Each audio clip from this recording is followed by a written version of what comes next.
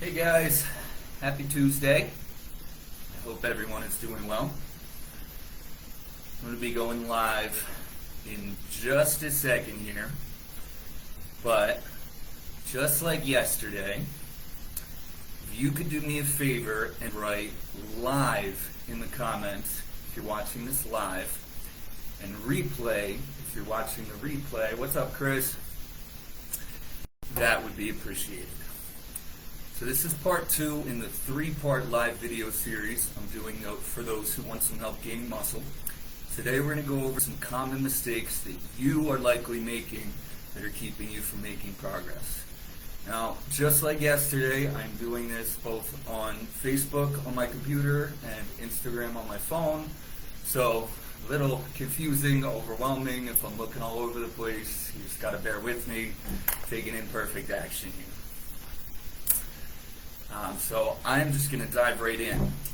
When it comes to training for increased muscle mass, one of the biggest mistakes I see people make is focusing on isolation exercises like bicep curls and tricep extensions.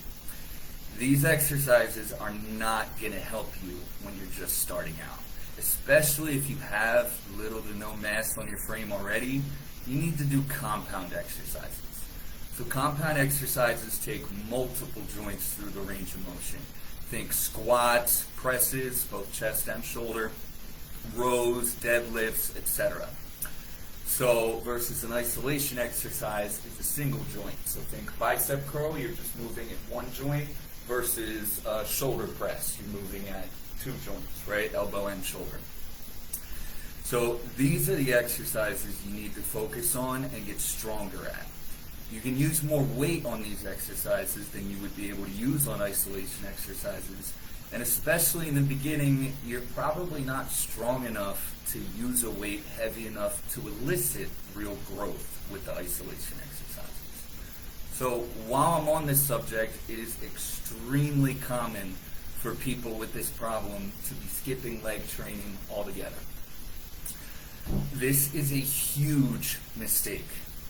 Training your legs stimulates the production of testosterone and growth hormone, 2 of the most anabolic hormones in your body, meaning muscle building. They will help build muscle and burn fat everywhere in the rest of your body, not just your legs.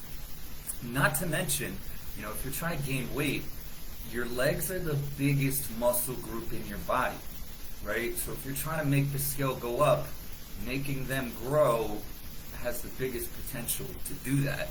And for athletic movements, where do you think all force is transferred from? From the ground, through your legs. So this is really important. I see a lot of people make that mistake. I recommend people, when they're first starting out, should train legs 2 or even 3 times a week if they're really trying to bulk up. So, a little backstory about my experience with this mistake. When I was younger, I used to sit in my basement, in the house I grew up in, my mom's house in Riverside, and I would do endless sets of bicep curls and bench presses. Every other day I'd go down there, I'd blast the music, and I'd do the same 2 exercises over and over and over. Later, when I joined the gym, I essentially did the same thing, maybe a few other machines thrown in. I never trained legs because I'm a dude, right? I just wanted a jacked upper body. I didn't care about my legs. If that sounds familiar, you are in the right place. This got me nowhere, and it won't get you anywhere either. What's up, guys? So that brings me to my next point here, and this is arguably the most important point because you could get everything else right and fuck this up and you're not going to get any results, which is that you need to eat to grow. I'm going to say that again. You need to eat to grow. Alright? Weight gain comes down to energy balance. It's a fancy way of saying calories in versus calories out. Remember high school science class, thermodynamics? Energy can be neither created nor destroyed. Same concept here. So if you aren't gaining weight, it means you're not eating enough food. Period. There's no, my metabolism is really fast, I have this, no. You're not eating enough food. Period. So even if you think you're eating a lot, right? Because I talk to a lot of people that have that problem, and I did too. So I used to think that I was eating so much food. I will preface this by saying I wasn't logging any of it. I tried dirty bulking, like I was talking about yesterday. I'd eat tons of foods that were calorically dense, like McDonald's and pizza, because they were easy to eat. They seemed like a lot of calories. I was super skinny. I had no fat. Must be the right thing to do, right? You know, a McDouble, which was actually $1 at the time, is like 360 calories, I think. It's much easier to eat 3 McDoubles for 1,080 calories than it is to eat 1,080 calories of chicken and rice, potatoes, beef, veggies, whatever. The problem with this approach is that it clogs up your digestive system, well, the first of many problems, and you probably won't eat again for another 4 to 6 hours, which is going to reduce your total caloric intake for the day. And that's not even mentioning the sluggish feeling and the impact on your cholesterol levels that a diet like this will have.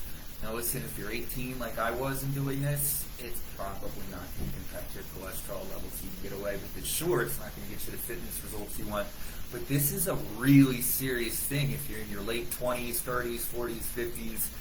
If you eat like that for an extended period of time, it is going to reflect in your blood work. That's not just something people say. Like, it's a very real danger.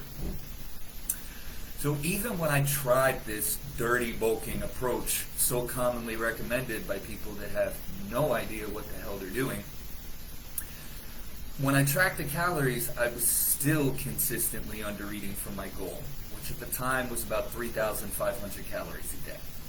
Well, on the off chance that I hit my goal, it would only be a few days out of the week, and I'd come in way under my calorie target the other days of the week. So months would go by like this. My weight would yo-yo up and down. My body would never change much. Maybe I'd get a little stronger, but not really. Eventually, I'd get frustrated and give up. So I came to the conclusion that many of you have probably come to also, which is that I had a fast metabolism. I was a hard gainer, that I was one of those people that just couldn't gain weight. I want to be really clear about something. That does not exist. Okay, there's nothing special about you that defies the laws of thermodynamics. If you work out and you eat more calories than you burn, you will gain weight. You're a human, right? Right, that's how it works. All right, next point. So, this one's not so fun to talk about, but it's really important, and that's patience. Often people get frustrated when the scale only goes up a pound or so per week. You know, I hear the same thing from my weight loss clients. I only lost a pound this week. In either direction, that's fantastic progress. You know, I know we want what we want when we want it, and we want it now. Believe me too. But that's just not the way it works when it comes to changing your body. You know, if you are gaining more than a pound or so per week, it's likely body fat, or most of it is. You know, the body, it doesn't add muscle that quickly, period. You know, this is a marathon, not a sprint. People have really unrealistic expectations, and that comes from another number of places, you know, based on what the guy at the supplement store told them. If you remember the stories about GNC yesterday, they're told to say that kind of shit, Vitamin Shop, all those places. Like I said before, the supplement industry capitalizes on the insecurity of people who don't like their body because they're skinny and they can't gain weight, just as much as they capitalize on the insecurity of people who are overweight and struggling to lose it, right? And it does this to market products that most of the time do not work. So it is important to remember the supplement industry is not regulated by the FDA. Does that mean all supplements don't work? No. But it means that they can put whatever they want on the label, and that if you don't take the time to do your own research to see if that's valid, you could buy a product that does absolutely nothing but makes all kinds of claims on the label. You know, as long as a company puts, you guys probably aren't going to be able to see this, but this little label on here that says, these statements have not been evaluated by the Food and Drug Administration. This product is not intended to diagnose, treat, cure, or prevent any disease. Anyone watching this video right now can come out with their own supplement.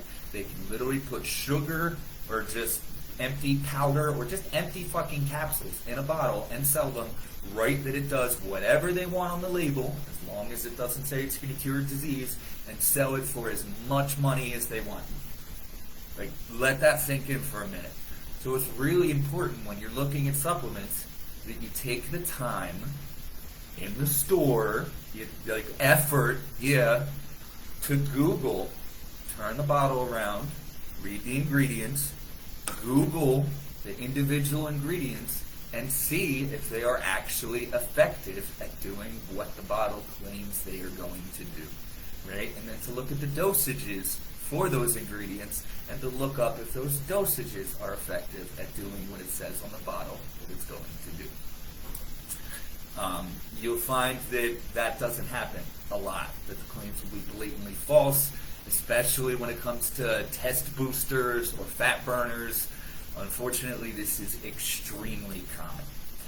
So, a little backstory about me here in this subject. When I finally started on a consistent program, and I'm going to get into exactly what that program was in tomorrow's video, my rate of gain was like 4, maybe 5 pounds a month max for the first few months.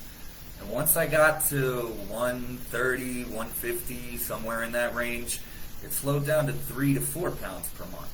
The more I gained, the slower the progress became.